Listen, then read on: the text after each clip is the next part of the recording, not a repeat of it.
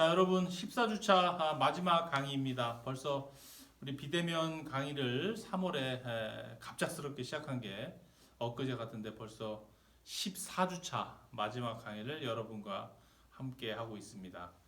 그래서 그동안 어떻게 여러분들에게 이런 비대면 방식을 통해서 핵심적인 내용, 그 다음에 물리를 공부하면서 반드시 알아둬야 될 내용 위주로 선별해서 여러분들에게 강의를 해왔는데 얼마나 도움이 됐을지는 모르겠습니다.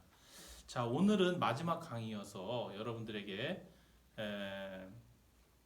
복합운송에 대한 거 좀 이야기를 하고, 그 다음에 기말고사에 대한 거 좀 이야기를 할까 하는데, 기말고사는 별도로 아직까지 어떤 방침을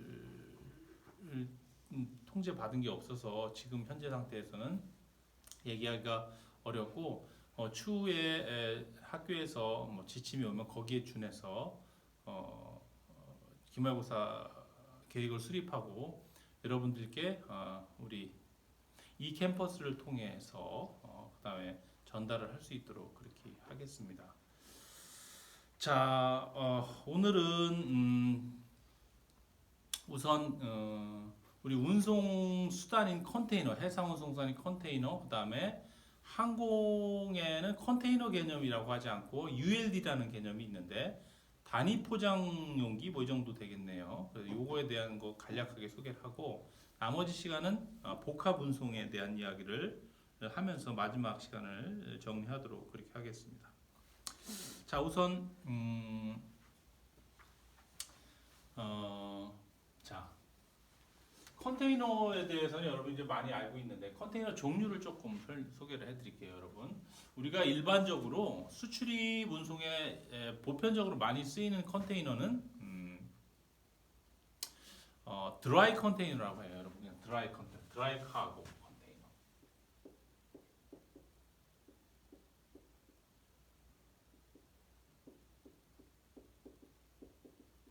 드라이 카고. 그러니까 대부분 공산품이나 이런 거는 웬만한 화물을 그냥 드라이 카고 이렇게 얘기합니다. 드라이 카고. 그럼 드라이 카고 컨테이너가 있으면 또 다른 좀 특수한 게 있을 수 있겠네요. 그래서 보통 드라이 카고 컨테이너가 있고 이 컨테이너에 이런 거예요. 컨테이너가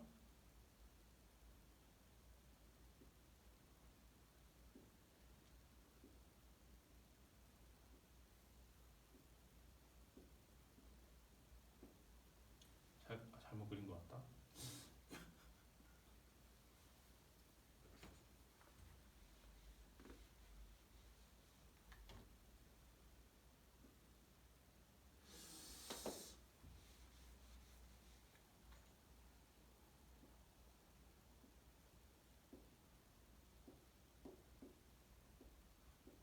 컨테이너가 이렇게 있으면 여러분 그냥 이렇게 모든 6면이 모두 막힌 박스 형태로 되어 있으면 드라이 카고 컨테이너라고 하고요.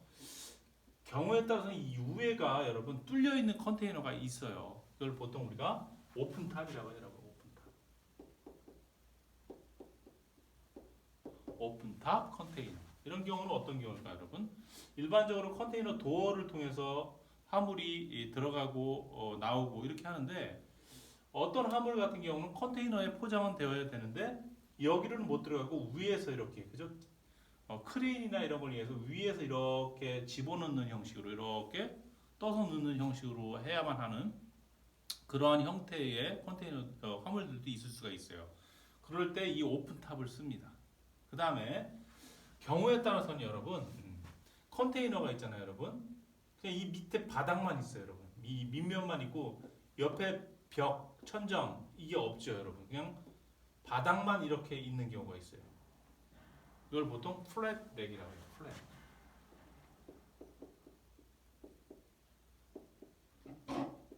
플랫 렉 컨테이너.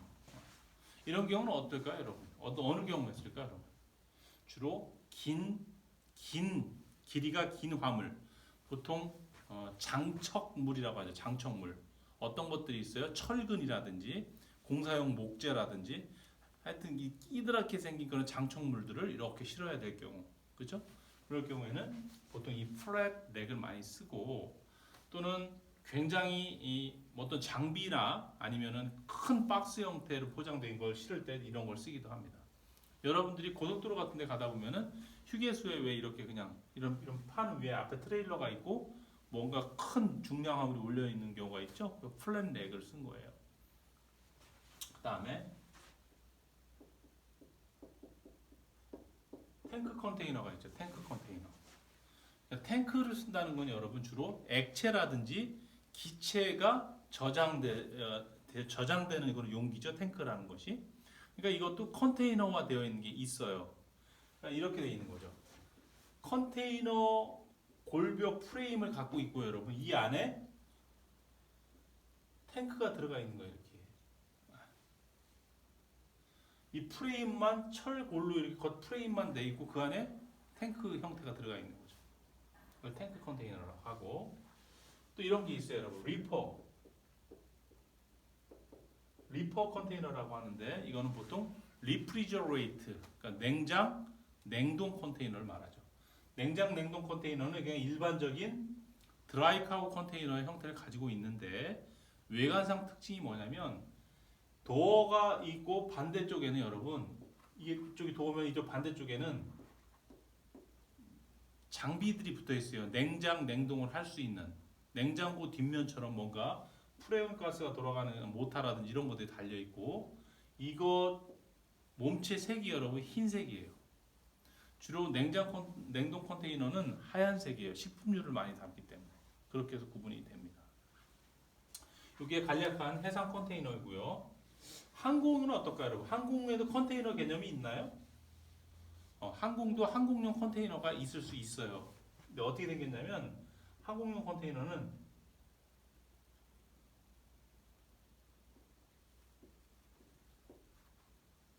이런 식으로 생기거나 아니면은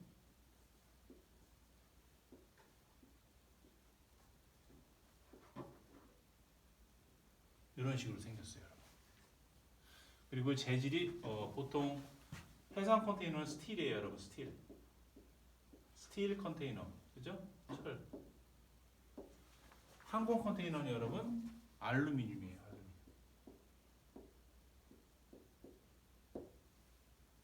그리고 항공용 컨테이너는 이런 식으로 된 것도 있고 뭐 그죠? 이런 식으로 된 것도 있어요. 또 그죠?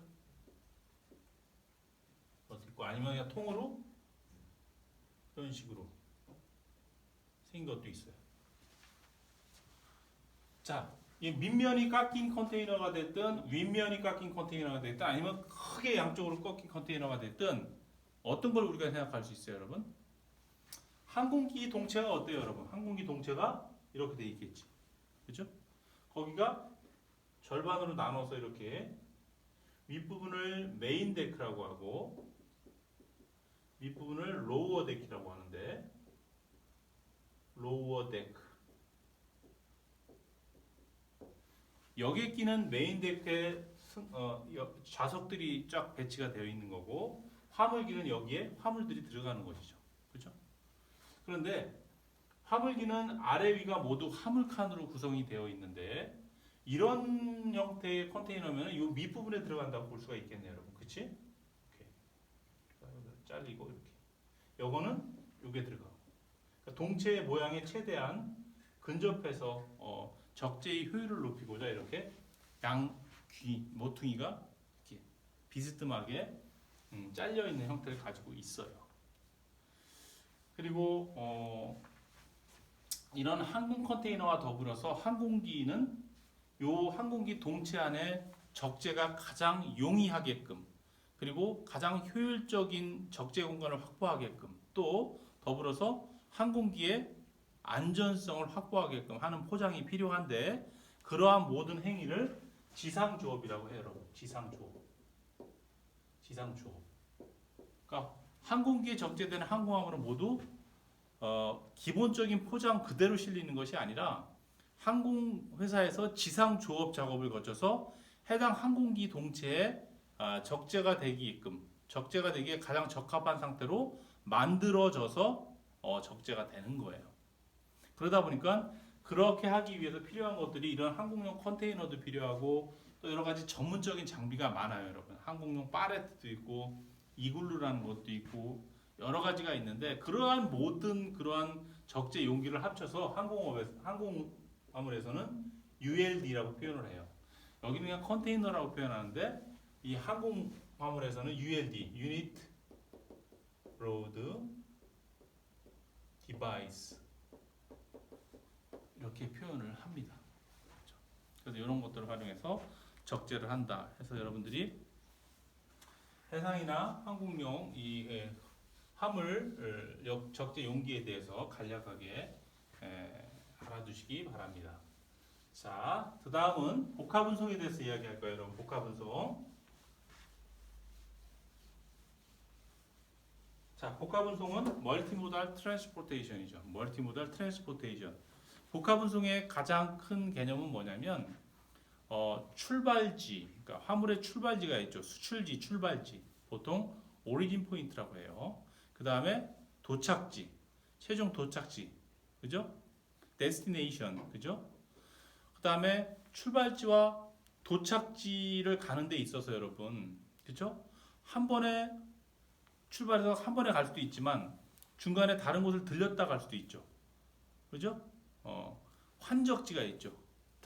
TS 포인트, 트랜시프먼트 포인트 또는 트랜짓 포인트. 트랜짓과 트랜시프먼트는 달라요. 트랜짓은 통과라는 의미고 트랜시프먼트는 환적이라는 의미죠.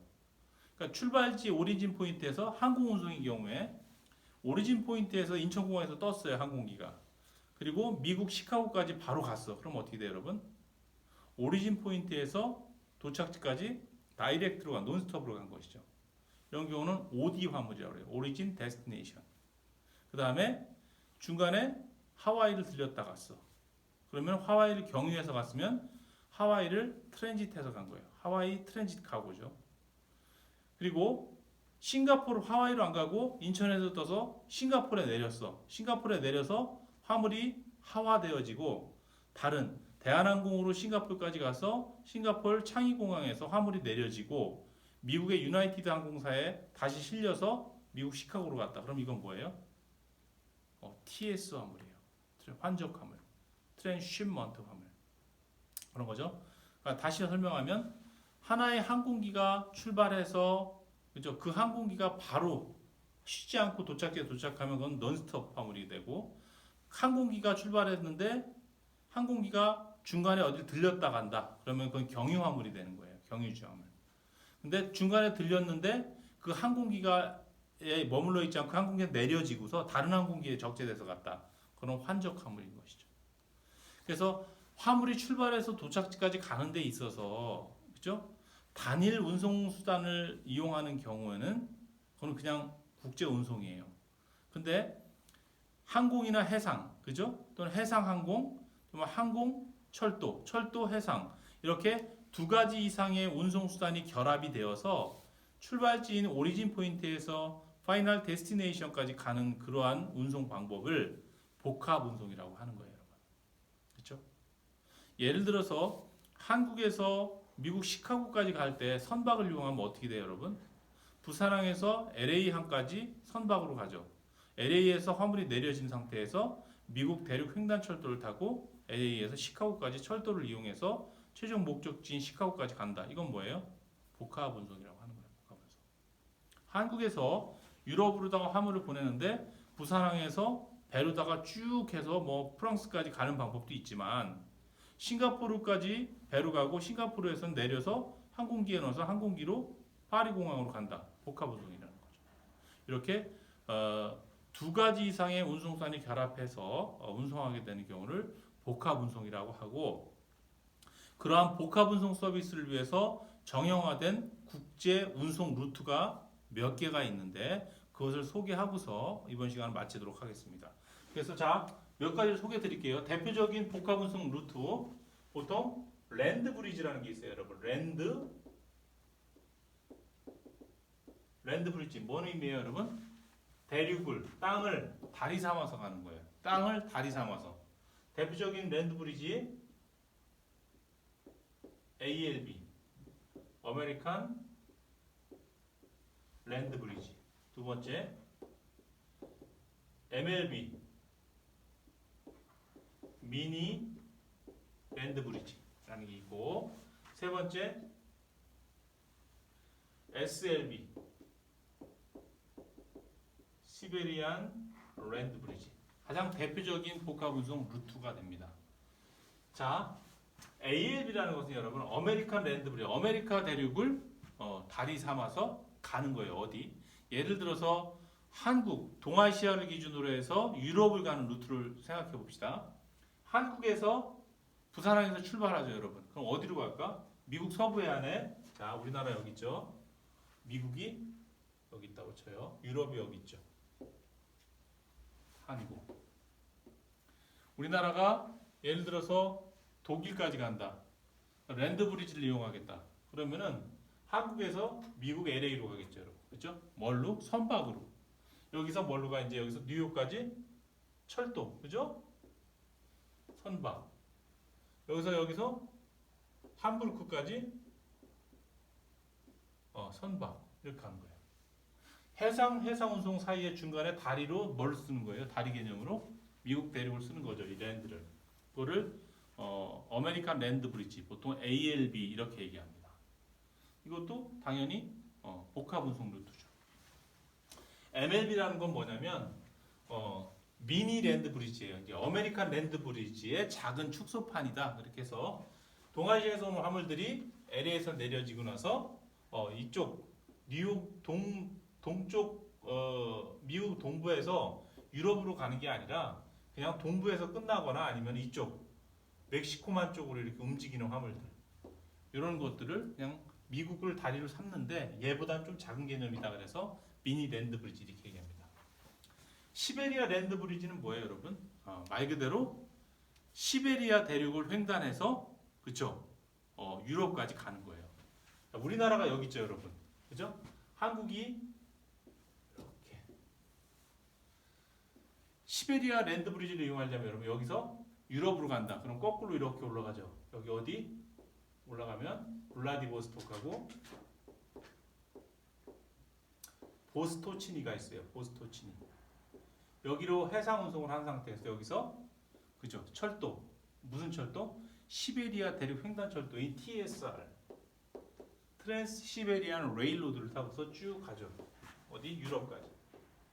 유럽에서 운송 거점 지역에 도착하면은 북유럽으로도 갈 수 있고 서유럽, 그다음에 중남유럽, 동유럽 이렇게 나뉘는 방식으로 유럽까지 가는 방식이 바로 TSR을 이용한 SLB 복합 운송 루트를 이용하는 거예요.